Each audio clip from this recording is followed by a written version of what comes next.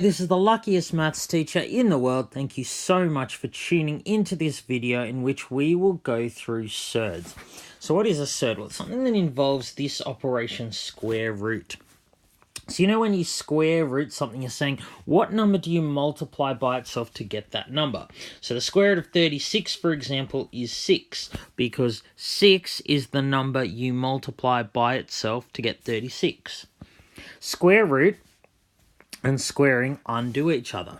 So if I have like the relationship between 36 and 6, I square 6 times it by itself to get to 36, and going in the opposite direction, I square root. So squaring and square root undo each other in exactly the same way.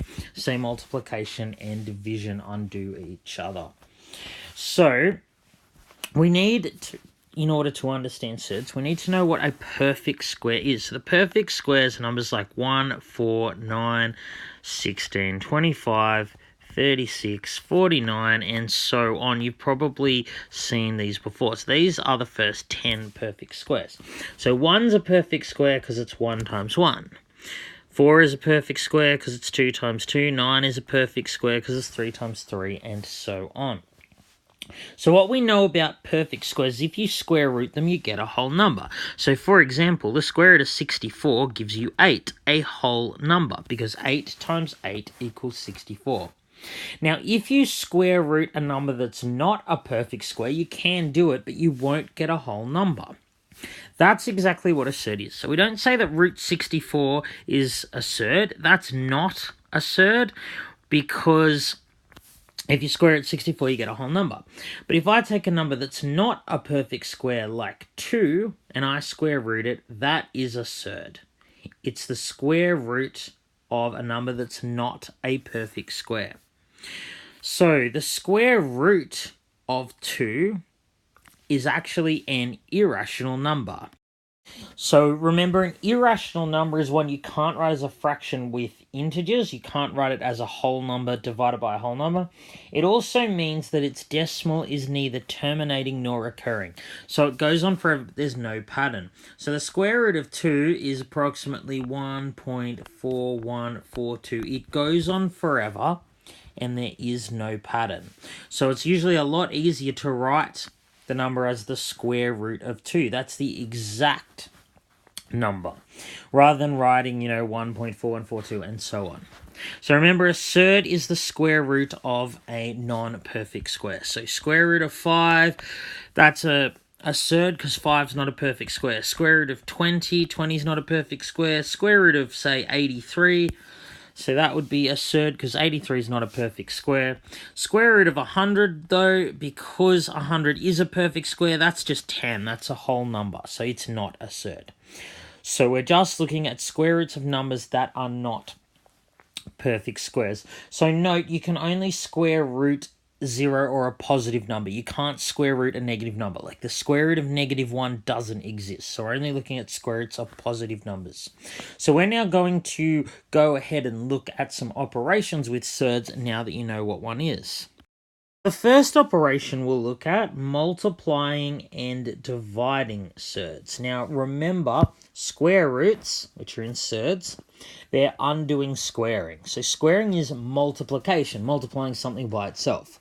So square roots, surds, they're a lot more compatible with multiplication and division than they are with addition and subtraction.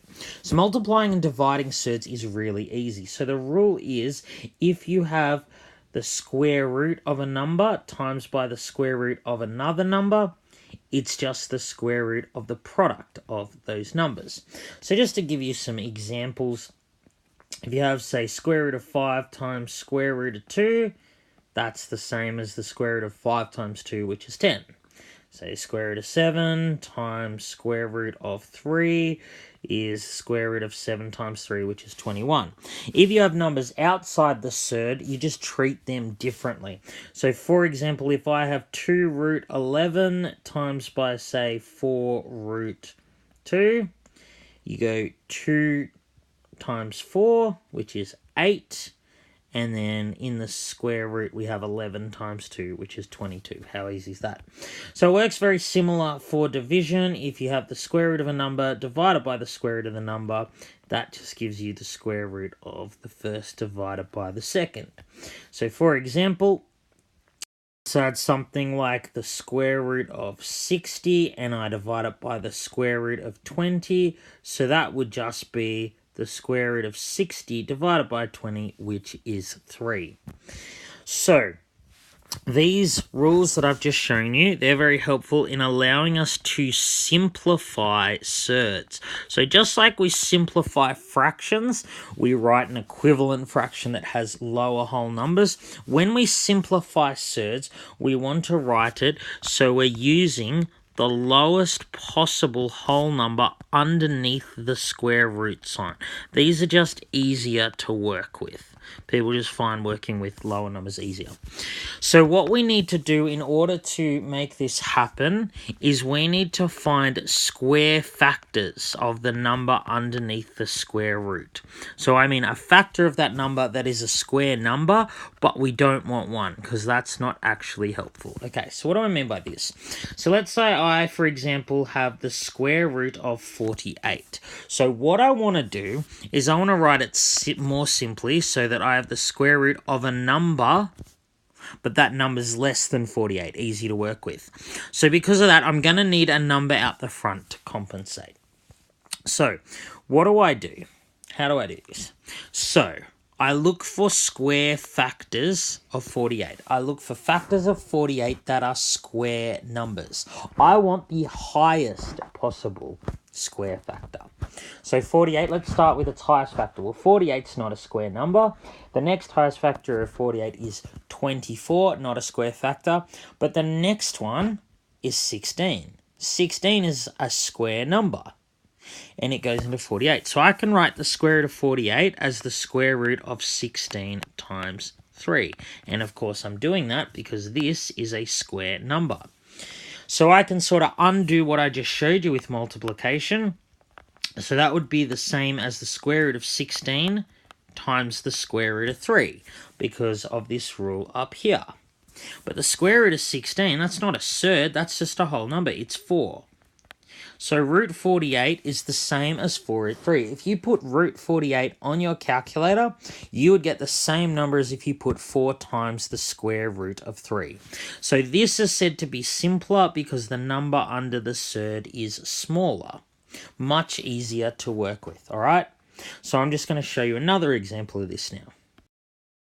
So let's have something like the square root of 98. So I want to make this a simpler surd. I want to write it as something times the square root of something, and that second something to be less than 98.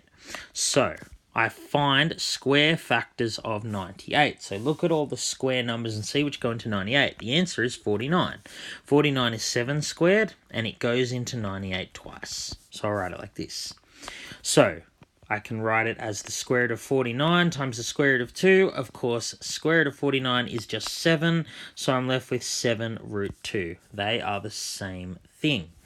So just note, similar with fractions, you can't simplify every fraction. You can't simplify every surd. So something like the square root of 21.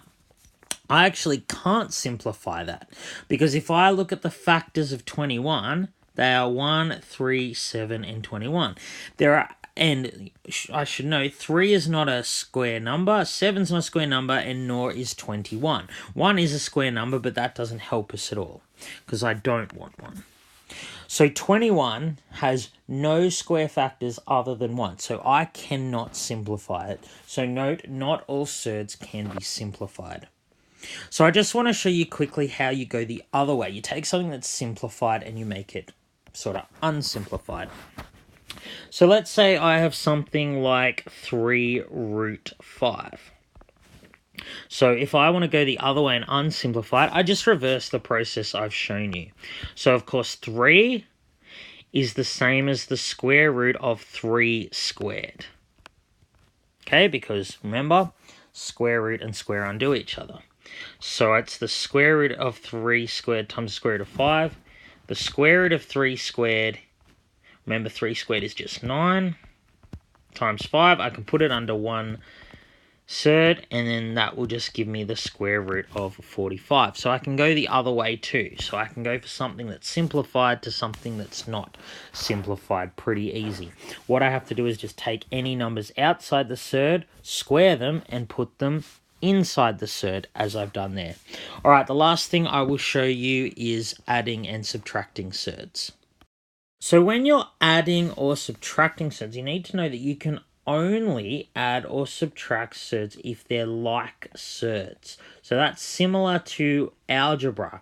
Remember, you can only add terms or subtract terms if they are like terms, and it's the same for surds. So they need to have the same number underneath the square root.